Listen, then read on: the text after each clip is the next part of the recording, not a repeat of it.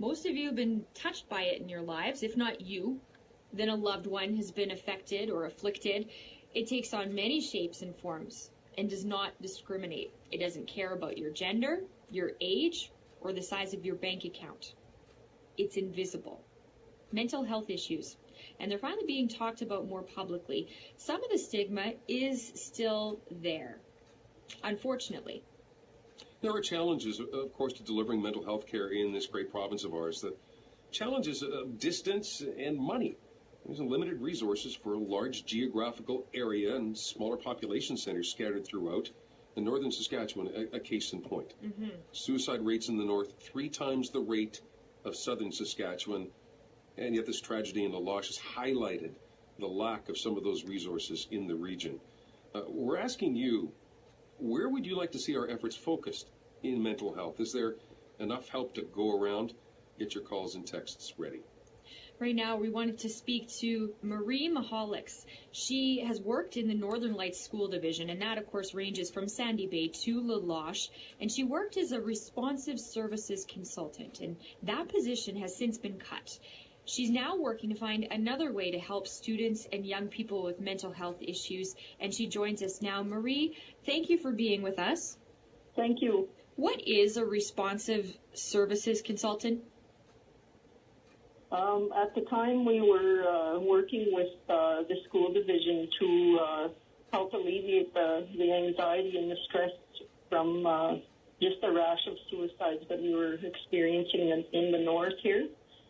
So we did have an experienced team a few years back, and since then, though, since I'm no longer with the division, I've started my own company now called White Lightning Consulting, and it's continuing to work, but we're struggling to find funding right now at the grassroots level.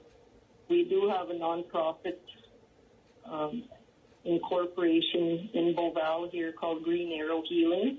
Yes, I've heard of it. Yep. Yeah, at the moment we've been involved in writing proposals to the province for the last year and a half with hopes to build a wellness center that would service the entire region. But I think that just with the approach to mental health that we've experienced in the past, we all know that something needs to shift. Back in 2013, the province had a mental health survey carried out. And, we have the facts now and we have the documentation.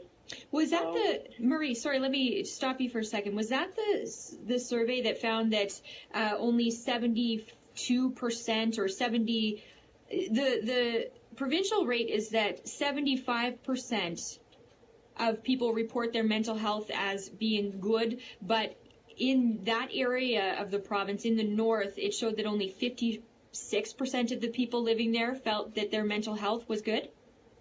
Yeah, I don't quite remember the exact percentages, but it's high. I've got the numbers right here in front of me, yeah. Can I just get you to back us up here a second? When you were working in the schools in Mihalicz, what did you see?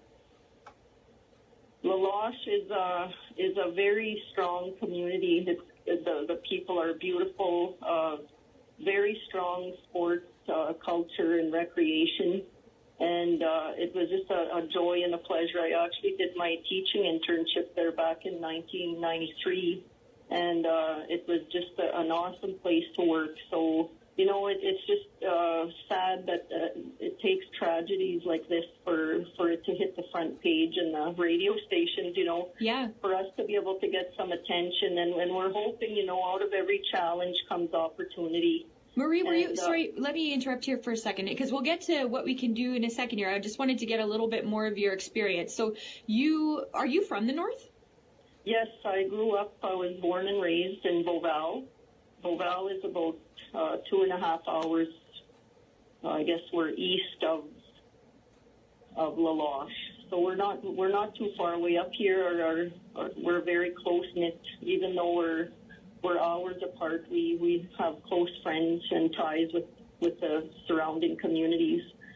So, the teachers, the parents, the families are very close-knit. Is La Loche much different in its mental health needs as these other communities that you're trying to serve now, Marie? La Loche is quite a bit bigger than like Beauval. There's probably about 1,200 people population-wise here. And La Loche, it's smaller communities kind of outlaying. There's probably, I guess, 4,000 maybe total. So it's quite a bit bigger. And, social issues happen in all of the north. It's not just in La Loche. Every community has its challenges. So we're trying to focus on the strengths, especially with our youth. And that's what my focus has been on for the last 10 years, working with youth and trying to recognize their strengths and work with that. Because a lot of our education and health systems are based on deficits. We know kids know what's wrong with them already, but we need to be supporting them with their strengths, and that's where we come in with our grassroots organizations are saying, we've got the solutions in our communities. We know that funding is tied to a lot of the government organizations, such as the health districts and the school divisions, and they do their work. They do a lot of good work. But the approaches are based a lot on the medical system. So if you want to see a counselor, you make an appointment and go in for a half hour, or that's the way the system works. But we're asking for the chance to bring our kids into a place that's safe for them, and that they have a chance to heal on the land with people that are from the north who are experienced and have the training, the specialized training. Marie, when you talk about that, does that mean in essence we need more mental health care professionals on the ground in these communities? Is that what you're saying? Yes, and I guess what needs to be defined is what is mental health professional. We have a group here in Beauval of at least 10 people that have been working, that have been teachers and RCMP officers and social workers with experience at the grassroots level for the last, over 20 years. We've been working, and a lot of us have stepped out of that, have either retired from those positions, and now we're saying, the North has a history of being service dependent on Southern agencies, and it's time now that we need to be recognized for the strengths that we do have at the local level, including La Loche, including Sandy Bay, including La Ronge, including Pine House. We do have a lot of very, very skilled people, and we're asking that we be recognized at the local level for providing that mental health, that it's not just doctors and counselors that are underneath a health district or a school division. And it's a new approach. It's a learning curve for some organizations to be able to step into this vision that we have. And that's the challenge now, is saying, everybody knows the system needs to change. When I was a teacher in the school division, that was the reason I went into counseling. I saw too many kids walking out of my classroom that were not getting the help needed. And as a teacher, you do your job, but it's really frustrating when you know the kids stop coming, or their issues at home are not being dealt with because of just the lack of resources. And it's that lack of resources that's so big a challenge. Marie, thank you so much for joining us today. I appreciate your time. Okay, thank you. That's Marie Mihalicz. She worked in the Northern Lights School Division. That literally ranges from Sandy Bay to La Loche. She was a responsive services consultant there.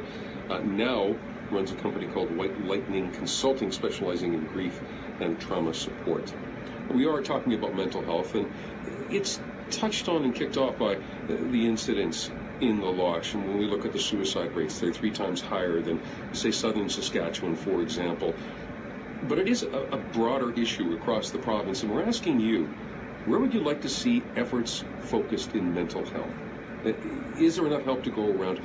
How do you see this working? 1-877-300-7275 is the number to call. 306-306 on text. Your calls and your text next on 980 CJME at 650 CKOM.